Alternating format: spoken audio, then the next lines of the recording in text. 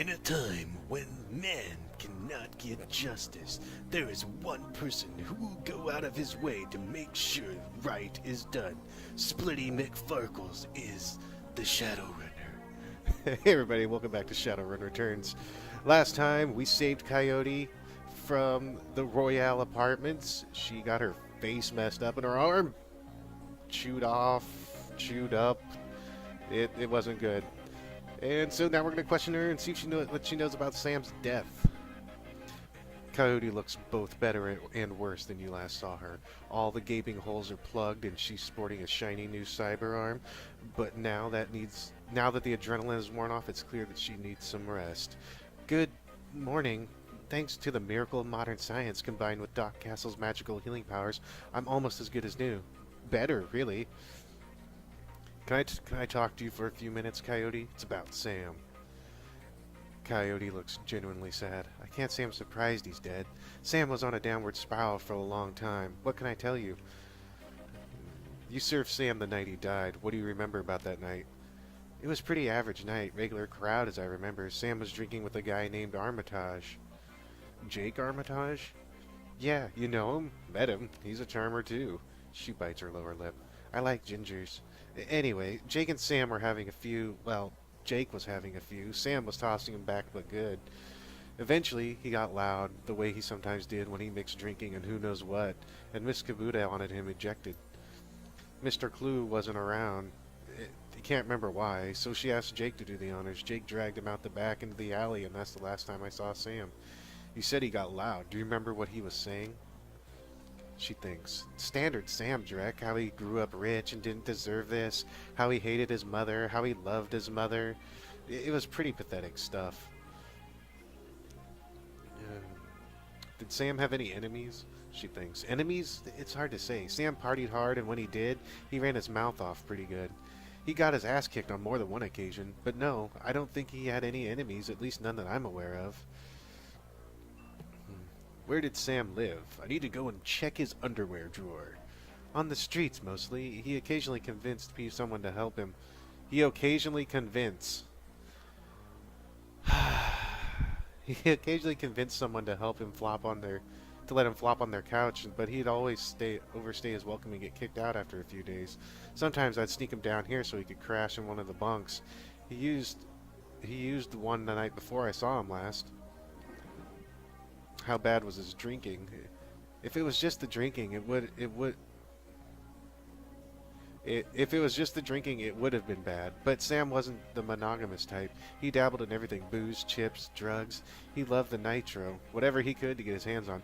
He loved to boost himself and go fast on the streets. Nitrous oxide. It wasn't like that. It wasn't always like that, but once he got sick, he started using more and more stuff to try and forget about it. Sam was sick. Dying, didn't you know? Yeah, everyone could tell. You could just look at him and see that he was a walking corpse. It had to be the drinking. Then he disappeared for a while, and one day when he came back all better. He looked good even. All better, just like that. He said his mom helped him out. Never said how, though. She casted magical spells. Okay. I hear you liked him. I did. He made me laugh. No one else seemed to like Sam's jokes, but I did.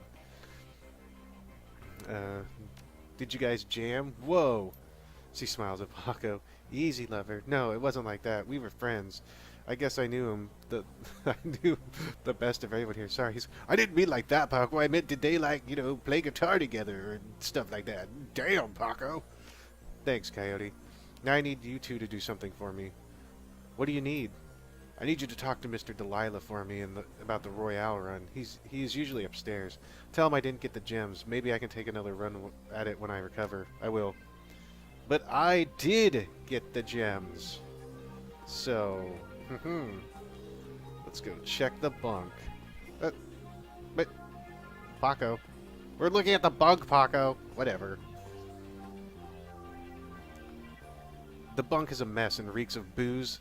Probably sweat and ass. Searching through the sheets, blankets, and pillow, you find an old photograph that has seen a lot of wear. Look at the image on the photo. It's a picture of a blonde boy and girl, both about the age of 14, sitting on a dock on the edge of a lake. They appear to be twins. The boy has his arm tied around the girl's shoulders and is mugging for the camera. The girl is planting a kiss on his cheek and while making rabbit ears behind his head with her fingers. Check the back of the photo. Written in a woman's hand are the words, Sam and Jessica, Lake Samish State Park, summer 2040. Pocket the photo. We're going to steal it because that's going to be my new sister. Hey everybody, I have a sister now. Her name's Jessica. Yeah. Oh, God. Stop walking so slow. Mr. Delilah. Come here, buddy. Mr. Delilah looks small and tough with an untraceable shoddy on his back and a heavy vest under his trench coat. He's got the air of someone who gets things done and occasionally does them himself. He might be an ex-runner, one of the rare ones smart enough to move over to management when he felt his reflexes slowing down. What do you want? Mr. Delilah, we have business to discuss. What business? I got no business with you. We're here with Coyote. She's indisposed at the moment.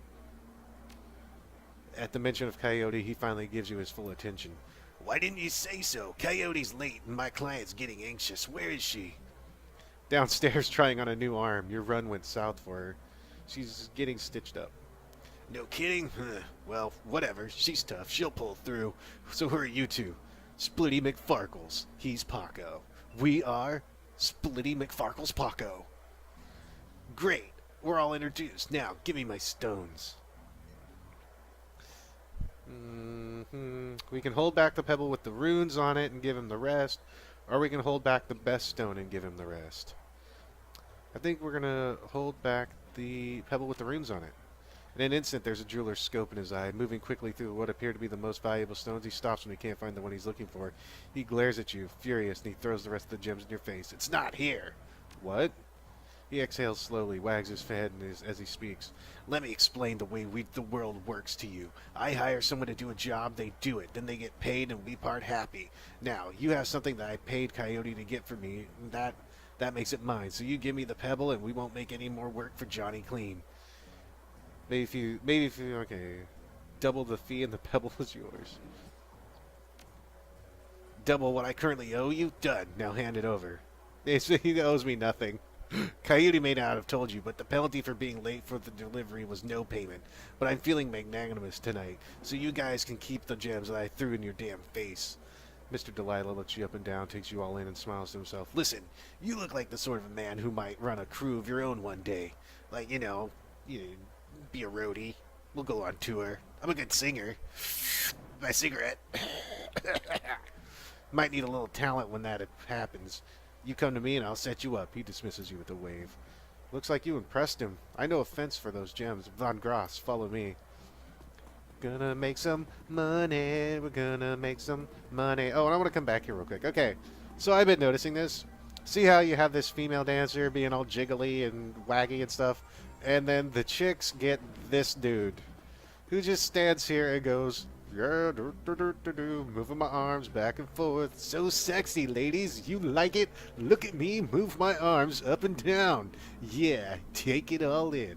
I am so hot. I feel sorry for the ladies. Okay. Let's go to Von Gross and get some gems then. Now, I know that there's an etiquette I could get here. I don't remember which one it is. I have 9 points I can use. I think I'm going to get another etiquette. I just can't remember which one it is to... I'm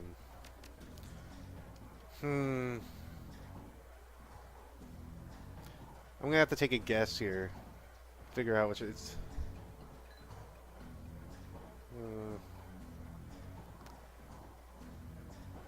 Let's go with the social life. Even if it's not it, it doesn't matter. Let's go with academic. That may be it. Because we can actually get some more money. But it's not a big deal. Von Gross, let's see. Oh. Von Gross is fiddling with his cyber eye while nodding on his PDA. You're back, Splitty. Still busy? What's your story? I can see you're a busy man. He nods his head. That's right, and so would it bother you if I hadn't come into possession of these rare stones? You have his attention. Rare stones, huh? Let's see these rare stones. Oh, I got it right. You hear the servos in Von Gross' cyber eye whir as the magnifying lens slips into position. He bends his head over the stones for 2 seconds, maybe less. Where'd you get this, Drek? A gumball machine? I'll give you 1,000 for him. Did the software in your HUD appraise the value of these stones? He looks amused. Could be. We both know that International Gemological Institute will set a price far higher than your offer. It'll take time for you to get to the top, to get top new yen for it. Let's call it 2,000. You got a deal. Done. Give me your cred stick. Sweet. Money, money, money. Money. I feel rich. Wealthy. I'm gonna go bathe in nickels and pennies. Naked. Now where do I go? Meet all the black horror vendors in this. Oh, I have to return to Coyote. I also have to meet all the black market vendors. I thought I did. Oh god, stop walking so slow. This game is weird. If you click anything up close to your character, you walk slow as everything. Oh, the doctor. What up, Doc? What up, Doc? In the Shadowrunner circles, the term doctor is often used quite liberally to describe any sawbones with a needle and a thread. But in this case, with the Union's resident medical expert, nothing could be further from the truth. The safe house boasts a fully equipped medical suite complete with shamanistic or shamanic fetishes. This is the sixth world medicine at its highest caliber. The doctor herself is an unassuming sort, perhaps the type to go unnoticed entirely, if not for the sprightly spirit perched on her shoulder like her own personal gargoyle. The spirit's burning eyes follow you constantly, even as the doctor's own eyes are buried in her charts. However, she does look up enough to acknowledge your approach. I'm Dr. Castle. I understand you're instrumental in bringing Coyote back to us. Thank you for that. Noel Sheen, now fixing up her arm. I don't like saying stuff that sounds stupid. You're welcome, Doc, and I gotta say, that was some work you did on her. Your talents may be going to waste down here. High praise for a simple arm swap. You know, now try removing someone's butt and putting on a new one. That's tough work. Especially since she wouldn't let me repair her face. She notes you eyeballing the facilities. I can tell you're surprised to find a full-service medical bay under a dive bar in a slum. Don't be. This is a Shadowrunner bar, after all. For a purveyor of cyberware and trauma kits, there is no better place for set up a practice. I patch runners up, install and maintain their cyberware, and provide medical supplies for their runs. I may not be as mobile as Doc Wagon, but I'm the next best thing. Can I help you with anything? Actually, let me see your medical supplies, because I actually do want to get some basic med kits now that I have money. I'll buy 2 of them.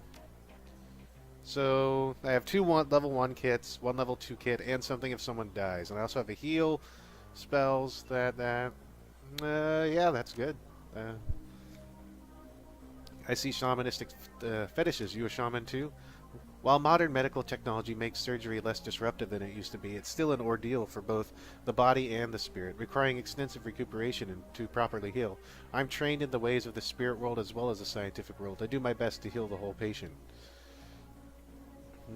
What's on your shoulder? This little guy supports the healing rituals I perform on my patients after surgery, dramatically reducing their recovery time. Not standard procedure, of course, but the results speak for themselves. Alright, well, never mind. I got that. Met all the vendors. Had a little chitty chat with them. Now let's go talk to Coyote. You're back. I think the highlights of the Wolves game will be on soon. Want to take a load off and watch with me? Do you know someone named Jessica? Her brow furrows. No, why? That's the name of Sam's sister.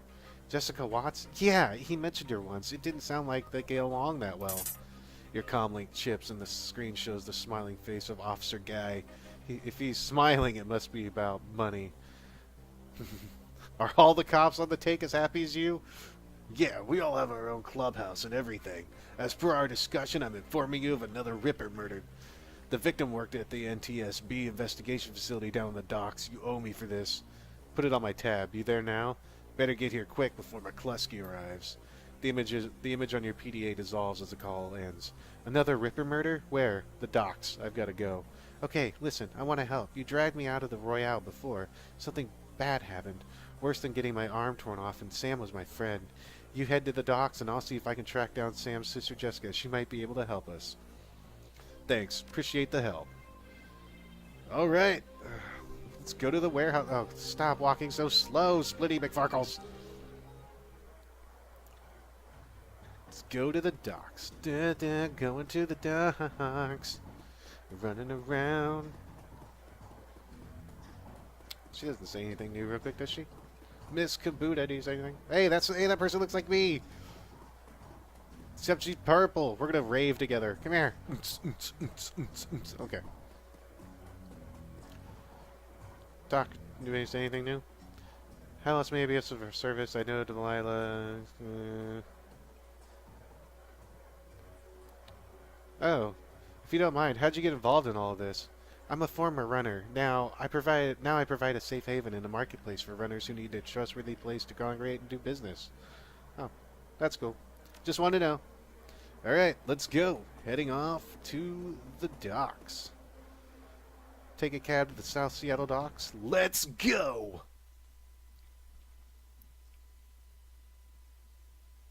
The South Seattle docks. Leaving the Seamstresses Union behind, you head to the docks. The Ripper killed Sam, and maybe he or she slipped up with the latest victim, left some useful evidence. Only one way to find out. South Seattle's your typical industrial area, grit, grime, and gray. The rain doesn't help the matters any. Layers of dirt mixed with abandoned wood pallets, repurposed into makeshift furniture for the day workers. Garbage collects in the gutters of the broken down street. Disreputable is this district's middle name. Your destination, the National Transportation Safety Board warehouse. This is located on the small strip of dock towards the less maintained end of the waterfront. Despite the presence of those who linger in such places, it's quiet as you approach the gate. Ooh, ominous. Oh, yeah. What's up, guys? Just chilling. That's cool. Streetwalker? Do you walk the streets? How many streets have you walked? Tell me! Hey, looking for a good time? Know anything about the NTSB? Yeah, the bums around here have been stealing old crap from that place for years. Not worth my time, though. Oh, okay. Thanks for that not help.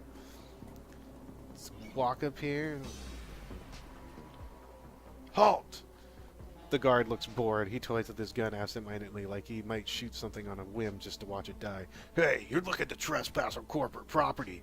You're looking to get dusted, street scum?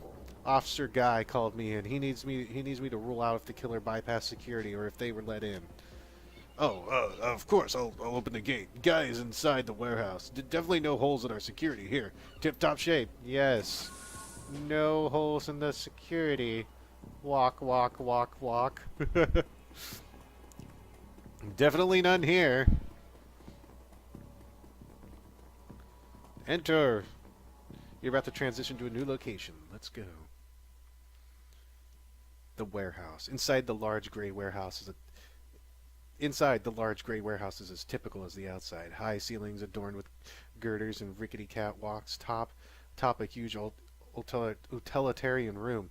Concrete and steel walls meet a concrete floor. This is the place for storing things and nothing more. Despite the quiet on the outside, the inside's a hornet's nest of Lone Star officers going about their business. In the center of the activity is the Emerald City's Ripper's latest victim. With uniforms everywhere, no one stops you at the door. It seems this case hasn't leaked into the press yet. Lone Star or no, you've got a job to do. Splitty Mcfarkles is on the case. Pay no attention to the guy that looks like he's wearing a gas mask and has pink hair. Officer Guy, what's up? Oh, buddy. Took your sweet time, didn't you? You know the traffic these days. Fill me in. We had to go over the evidence while you were en route. Turns out this might not be a Ripper murder after all. I left the computer on in the office over there if you want to see for yourself. The victim worked here at the NTSB warehouse as a black box researcher. NTSB? The National Transportation Safety Board. This warehouse is used to go over the wreckage from plane crashes to try to determine what happened. The Vic was in charge of the highest priority investigation at the moment. We've gone through the victim's computer and his case notes indicate that he was selling secrets. Idiot kept records. Selling corpse secrets? Not the wisest career choice. Nope. Some runner like you probably offed him to cover up his corp master's involvement and tried to make it look like a Ripper killing. Here's the office key. Check it out for yourself if you want. So, we've got some things we need to check out. We got the body. Oh, there's Dresden. Wait, where's the body? We have someone named Shannon Halfsky. Let's go talk to our buddy Dresden. We all like Dresden. Splitty Mcfarkles, good to see you here. Let me guess, Officer Guy tipped you off? Suppose you must have made an impression on him at the market yesterday. Or your cred stick did, at any rate. Anyway, surprise, we've got another Ripper victim on our hands. Look like you've been putting some overtime, Dresden. What can you tell me about the victim?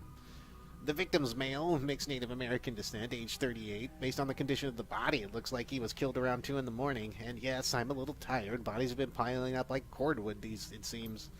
Cause of death? Unknown. Several internal organs were removed from his body after death, quite gruesomely. I'm not sure if the killer even knew what they wanted before they started cutting. Not much else to tell yet, really. He does have a lot of pre-existing scar tissue, so he probably had a major surgery at some point in recent history. Unfortunately, with the organs gone, I can't determine the nature of the surgery. Any idea which organ the Ripper was after this time? Well, the killer definitely took the lungs. The more I look at it, though, the other missing organs may be just eviscerated within the chest cavity. It sounds like the Ripper is taking different trophies from each victim. Sam's liver, this guy's lung. Any theories? Sorry, I don't do theories. I'm just a scientist who happens to prefer dead people. However, while there was a massive damage in the chest cavity, I can see that the victim's lungs were transplants, which is interesting since the other victim's missing heart was also a transplant. Granted, modern medicine has made organ transplants relatively easy, but it's an odd coincidence. But as a scientist, it's just that, a coincidence. This is only the third body I've personally examined. One of our other branch masters handled the other 2. If I find that more of the victims had organ transplants, I'll let you know. Who's that woman over there? No clue. She just showed up. Next of kin, I think. Is McCluskey getting any closer to a suspect? McCluskey couldn't find his ass with both hands. Don't tell him I said that, though. How's Officer Guy doing on the case? He seems to be like a real go-getter. Guy would love to solve it before McCluskey and get his gold detective shield. Plus, he'd love to see McCluskey suck it in front of his superiors. He's already tried to bribe me to keep information from McCluskey and slip it to him. I'm inspired by their tireless pursuit of justice. Did you take the money? He grins from ear to ear. Do you have any idea how much this job pays these days, sir? I don't think Guy's officer's salary is going to do much to seduce me into helping him. I'm going to take a look around. Good luck out there. Let's see, we got down here. Let's see what's down here through this door. We'll talk to that girl here in a minute. Anything? Nope, just another locked door and plane parts, it looks like. Yes, we're going to be landing here at 7:47. Okay, keep going.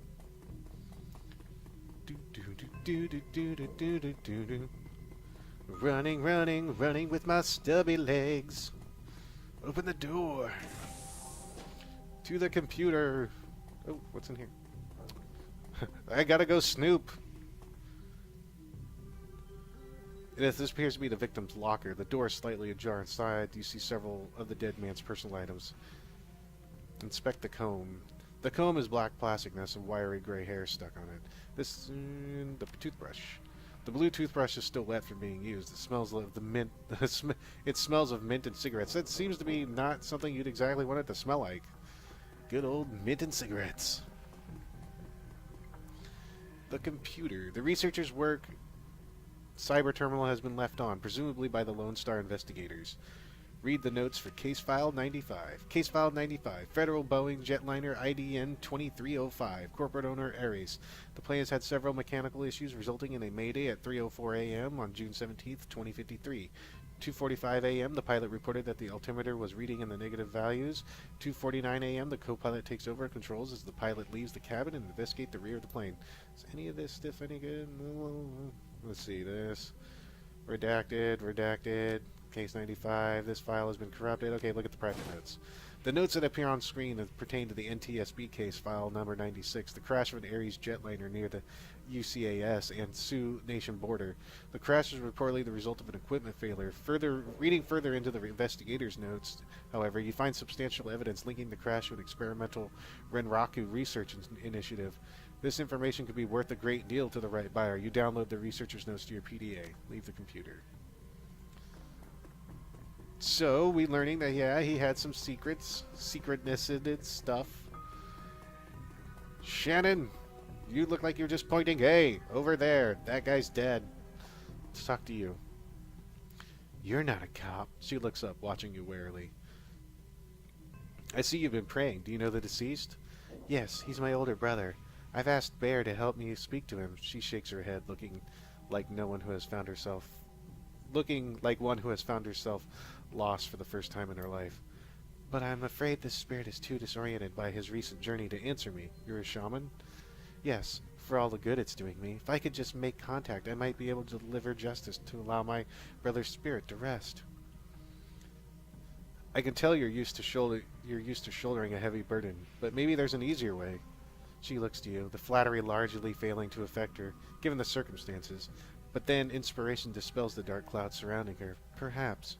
My brother's spirit is too weak. That's a given. But my brother's spirit may not be alone here this night. She closes her eyes and concentrates, droning a low chant you can barely hear. Yes, there are others. Other spirits who may be of help. Her features harden in frustration, as if she's searching for something that remains elusive. Sighing, she opens her eyes and fixes you with a stare. But I can't do it alone. What do you need? This warehouse contains the spirits of plane crash victims trapped between worlds. They wish to help, they wish to be heard, and I think that they have something to say about my brother's murder. Lone Star won't let me in there, but you seem to have the run of the place. If you can find the personal items that belong to the victims, I believe that I can summon a spirit to speak with us. I'll need at least 2 such objects. Can you find them for me? Of course. Find the 2 haunted objects, which we were going to do next time on Shadowrun Returns. We will find the objects, and we will find out more than we can about this murder. Until then, guys, you guys have a good one. Take care.